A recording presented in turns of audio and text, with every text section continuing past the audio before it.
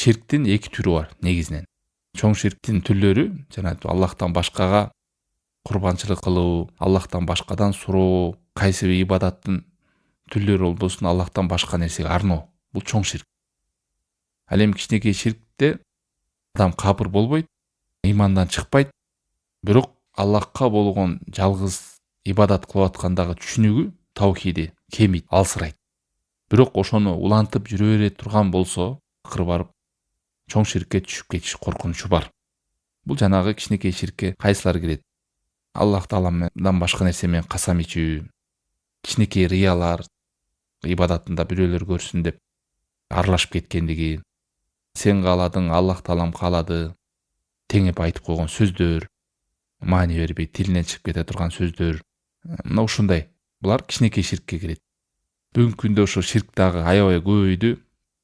Себеби көп адамдар Аллахтын китебинен алыстады, пайгамбар алейхиссалату вассалам сүннөтүнөн алыстады.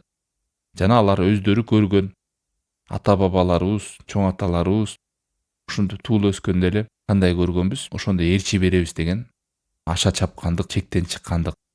Өлүктөрдү өтө урматтайбыз деп, мына ошонун артынан дагы бүгүнкү күндө ширктин түрлөрү келе атат дейт. Жанагы эстеликтерди куруп, өлүктөрдү ашыкча урматтап, ислам динди үйрөнбөгөндүгүн, сокур ээрчип кете бергендиги, бир китеп карап, илимдүүлөрдү укпастан, эл эмне деп атат? Ушинтип эле келгенбиз, ата бабалар ушундай кылган, мына биз деле ушинтип келе атабыз деп уланта бергендиктен.